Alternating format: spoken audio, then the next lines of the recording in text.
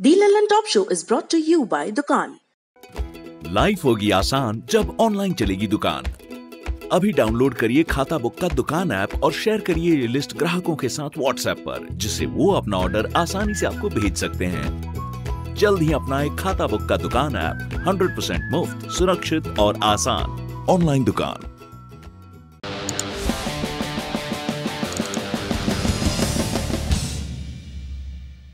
बच्चू बाबू MA करके 7 साल झक मारे, खेत बेचकर पढ़े पढ़ाई, उल्लू बने बेचारे। कितनी अर्जी दिए न जाने, कितना फूके तापे, कितनी धूल न जाने फाके, कितना रास्ता नापे। ये कैलाश गौतम की कविता है और हर पढ़े लिखे बेरोजगार का हाल है। नमस्ते, मेरा नाम सौरभ द्विवेदी है और आप देखना शुरू कर चुके हैं दी ललन टॉप शो में आज आपको बताएंगे कि क्यों हमारे प्यारे प्रधानमंत्री के जन्मदिन पर राष्ट्रीय बेरोजगारी दिवस मना रहे हैं नौजवान। ये भी कि कोरोना के मुद्दे पर आज सरकार कैसे फंसी, और आखिरी में भारत और चीन वाले झगड़े में आगे क्या प्रोग्रेस हुई, इस पर बात करेंगे शांति के मोर्चे पर। लेकिन सबसे पहले दिन का ये वीडियो देखिए।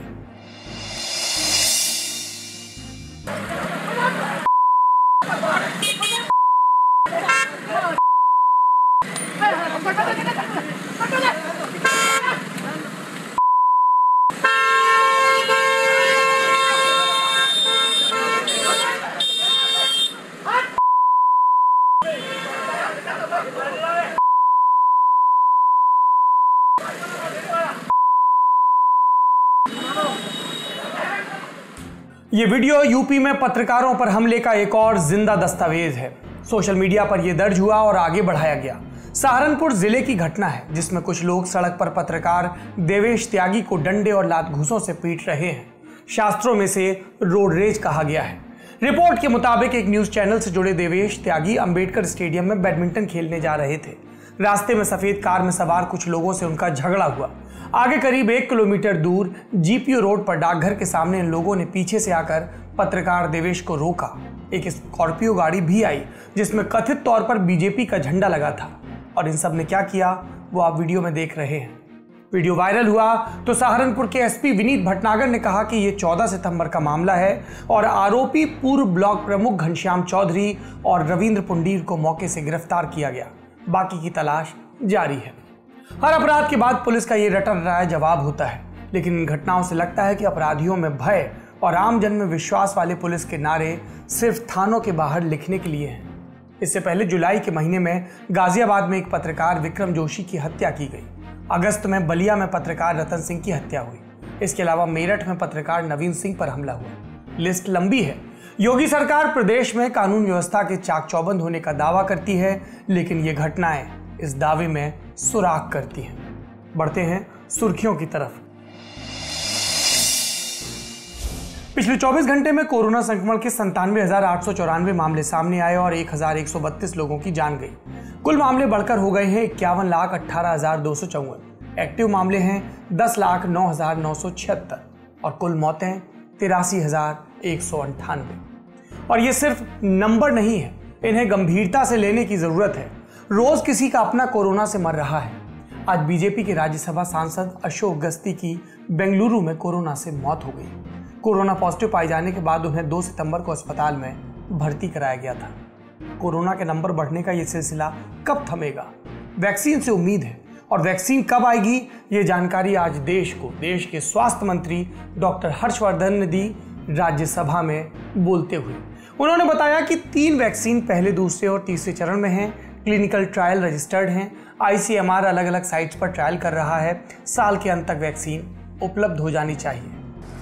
वैक्सीन्स आने वाले समय में आ सकती हैं, किस समय आ सकती हैं, देश में किसको देना है, उसके लिए हाई लेवल पर एक्सपर्ट ग्रुप्स सब प्रकार की चर्चा करके 10 स्टेप की आगे की तैयारी सोचकर हर चीज़ जो है विस्तार के साथ प्लान हो रही है।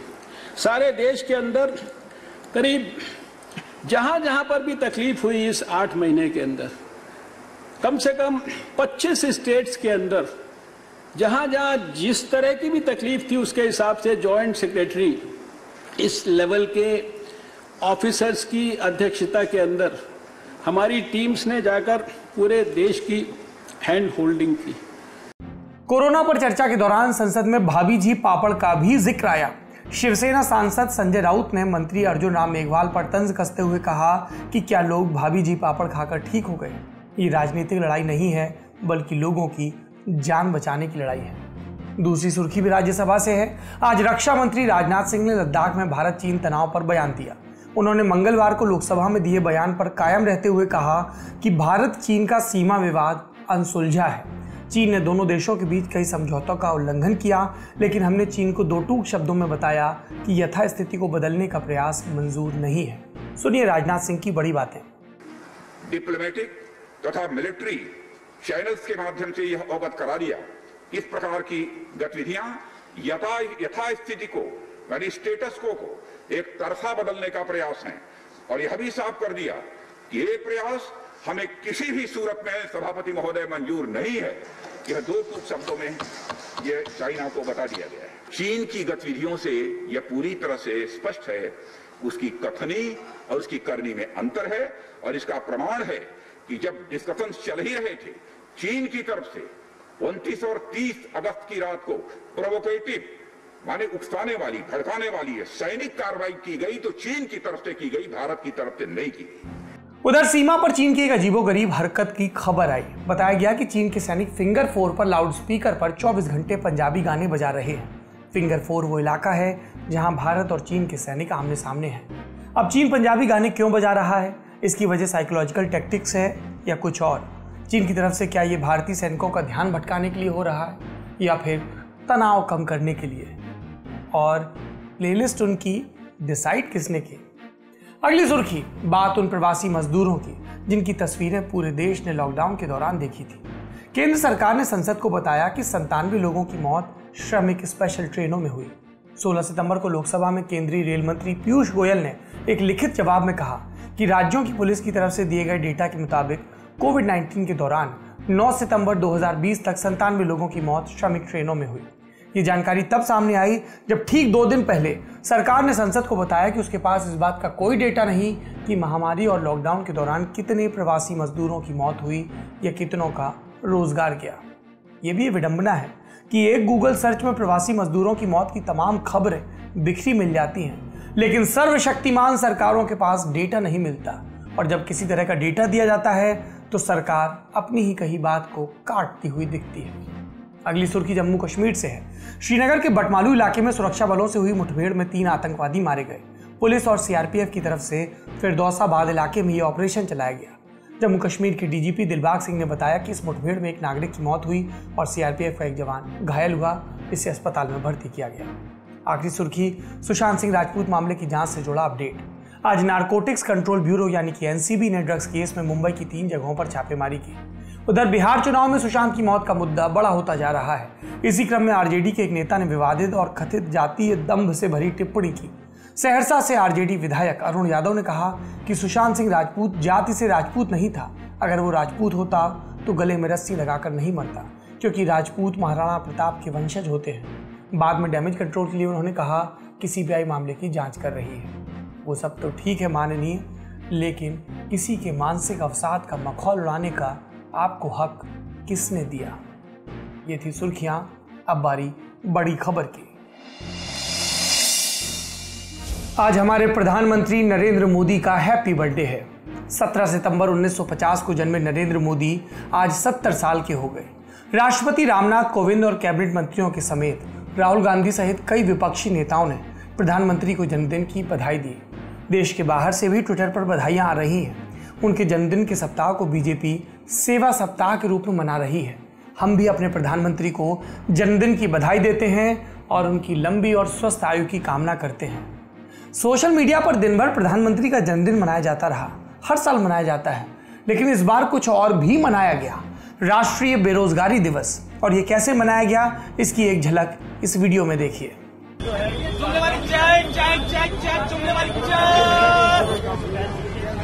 20 लाख करोड़ रुपए की चाल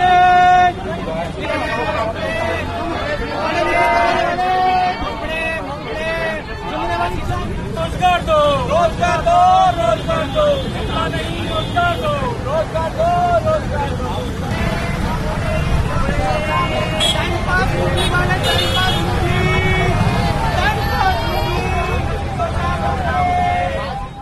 पीएचडी चाय वाला, वकील मूंगफली वाला, इंजीनियर पकौड़े वाला, जूतों का डॉक्टर, इस तरह के नामों से जयपुर में राजस्थान यूनिवर्सिटी के बाहर स्टॉल लगाई गई।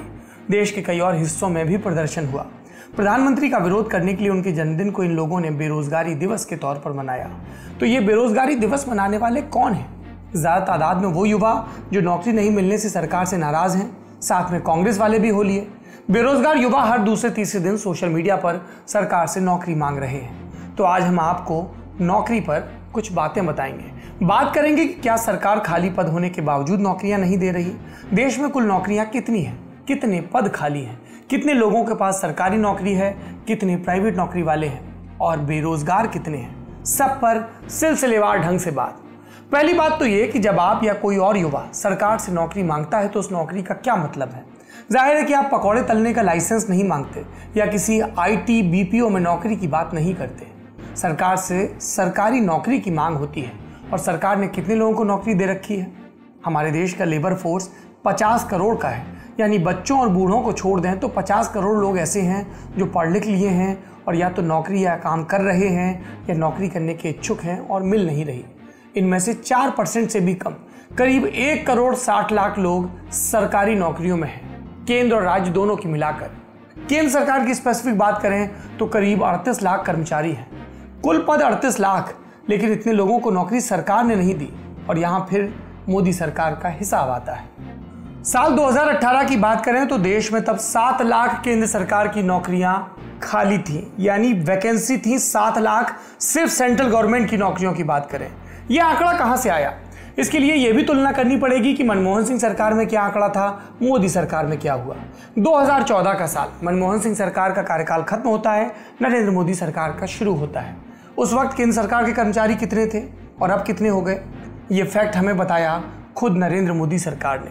कार्मिक मंत्रालय ने नवंबर 2019 में संसद में ये बात कहा कि 1 मार्च 2018 तक देश में केंद्र सरकार में कुल नौकरियां थीं लगभग 38 लाख और इनमें से 31,18,000 पदों पर भर्ती हो रखी थी। 2014 यानी मोदी सरकार आने से पहले कुल नौकरियां थी 36,45,000 और इनमें से 32,23,000 पर कर्मचारी लगे थे। यानी मोदी सरकार के कार्यकाल में सरकारी कर्मचारियों की संख्या घट गई। पहला कार्यकाल खत्म होने तक 32,23,000 से घटकर 31,18,000 रह गई, यानी लगभग 1,05,000 केंद्र सरकार के कर्मचारी और कम हो गए। अब केंद्र के लगभग हर मंत्रालय में खाली पद हैं। सरकार की तरफ से सबसे ज्यादा नौकरियां केंद्र में कौन देता है? रेलवे। मार्च 2018 तक रेलवे में 2,50,000 पद खाली थे। डिफेंस सेक्टर के सिविल पदों पर 1,90,000 वैकेंसी थी। ऐसे में सवाल उठता है कि जब पद खाली हैं तो मोदी सरकार नौकरियां देती क्यों नहीं, और तब बात पैसे की आ जाती है। सरकार ने कहा कि सरकारी कर्मचारियों की तनख्वाह पर 2014 में 1,24,000 करोड़ रुपए खर्च हुए थे और हमारे टाइम में यानी 2017-18 में ये खर्च बढ़कर 1,90,000 करोड़ हो गया। तो जितनी नौकरियां हैं उनमें ही ज्यादा पैसा खर्च हो रहा है, तो और घाटा क्यों बढ़ाएं? नौकरी ना निकालने की सरकार की अंदरूनी दलील यही है। तो ऐसे में बात आती है कि क्या नरेंद्र मोदी सरकार जानबूझकर सरकारी नौकरियां कम कर रही है, निजीकरण को बढ़ा रही है? इस बात को पहले की सरकारों से तुलना करेंगे तो ज्यादा समझ में आएगा। थोड़ा पीछे से शुरू करते हैं। 1971 में देश की प्रधानमंत्री थी इंदिरा गांधी। उस वक्त केंद्र सरकार के कुल कर्मचारी थे 26,99,000। 10 साल में इसमें जबरदस्त बढ़ोतरी हुई। साल 1981 में केंद्रीय कर्मचारी हो गए 34,07,000। 1991 में बढ़कर ये संख्या हो गई 38,13,000।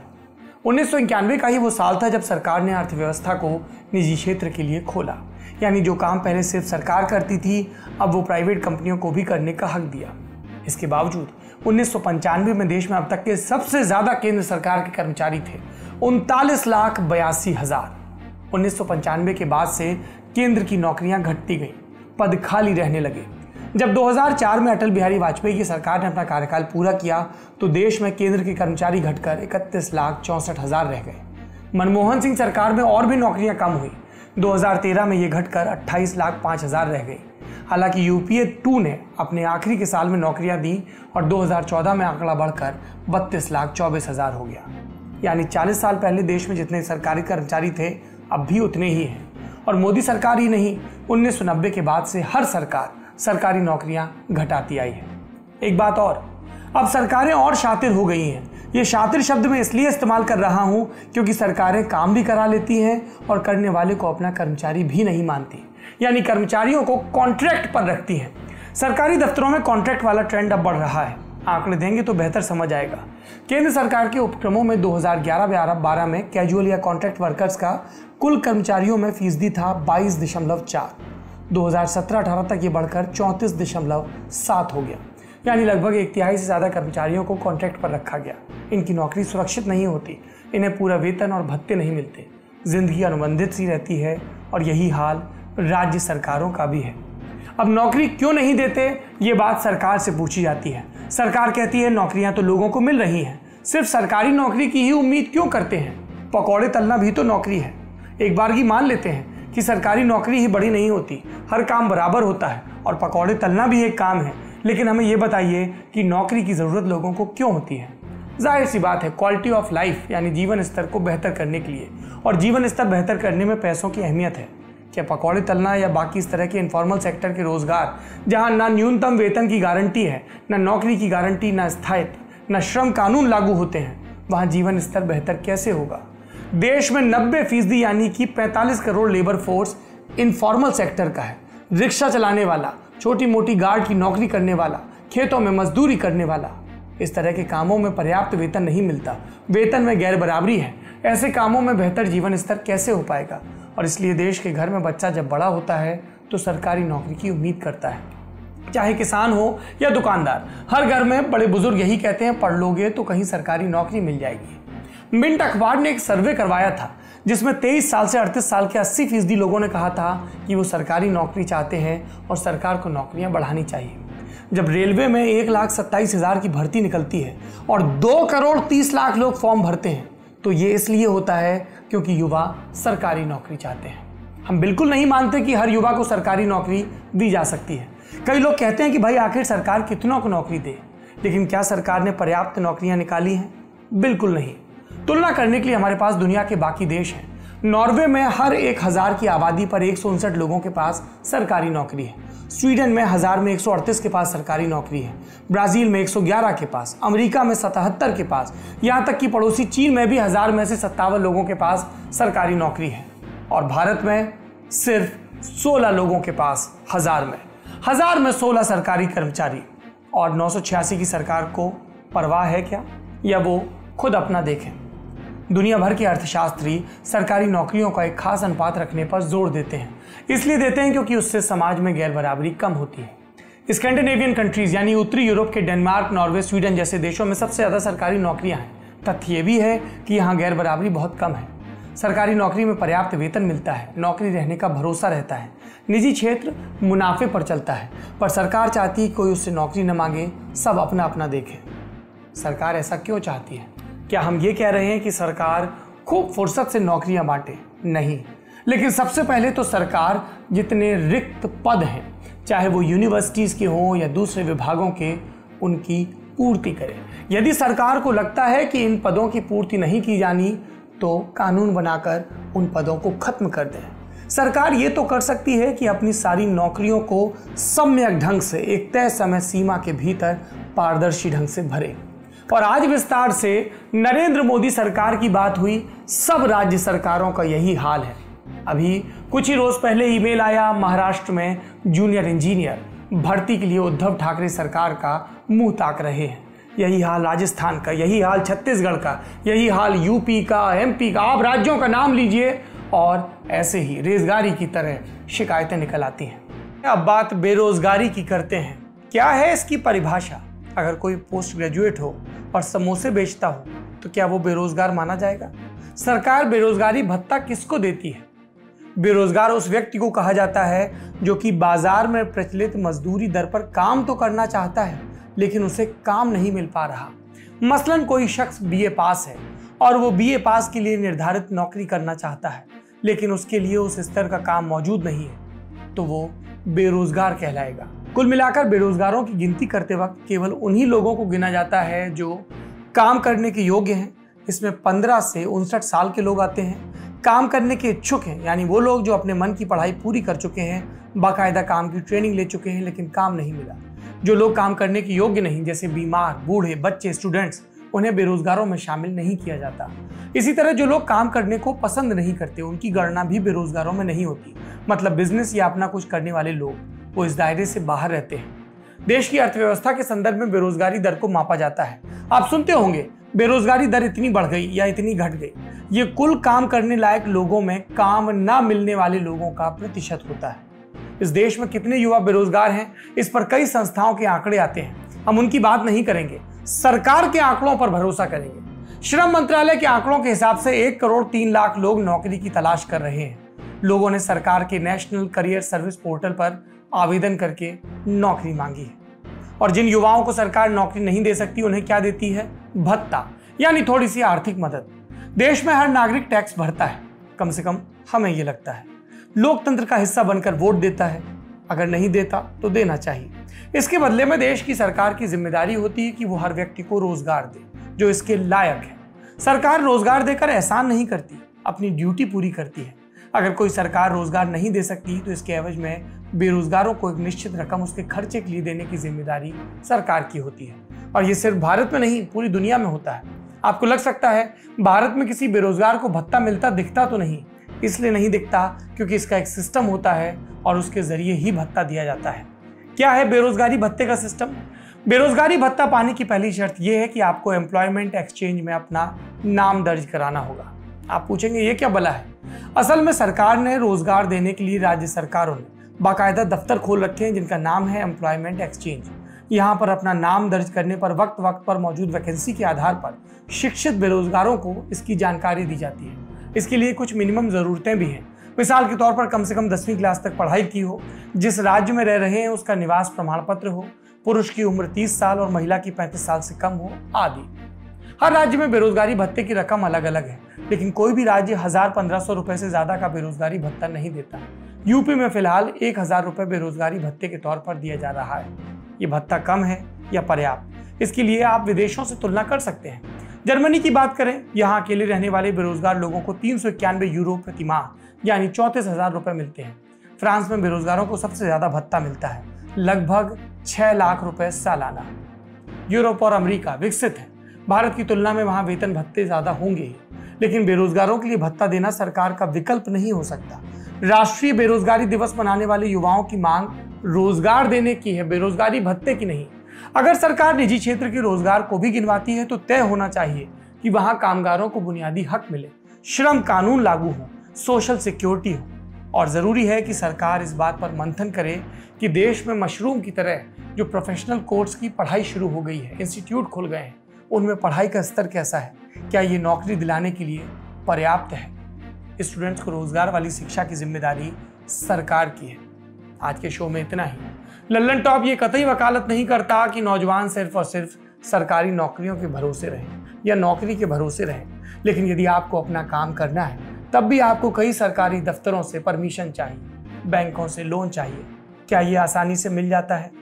यदि आपको प्राइवेट सेक्टर में नौकरी करनी है तो क्या वहाँ पर शोषण नहीं होता? क्या अगर आपके साथ वहाँ पर नाइंसाफ़ी हो रही है तो कोई ऐसा सिस्टम है जहाँ से आपको इंसाफ मिले? इस कोविड काल के दौर में हमारे पास सैकड़ों मेल आए, हमारी कंपनी ने हमें बिना नोटिस के निकाल दिया, हमारी तनख्वाह काट ली, ये कर दिया, वो कर दिया। ये लोग कहाँ जाएं? ये लोग सरकार की तरफ जाएंगे। सरकारें ही तो सर्वशक्तिमान होती हैं, सरकारें ही तो हम नागरिकों का प्रतिनिधित्व करती हैं। तो सवाल पूछे ही जाएंगे सरकार। आज के शो में इतना ही। अपना और अपनों का ख्याल रखिए। शुभ रात्रि। घुटना, कंधा या कमर, चाहे जैसा हो दर्द, डॉक्टर ऑर्थो आपको देता है दर्द से पूरी आजादी, एक भरपूर जिंदगी।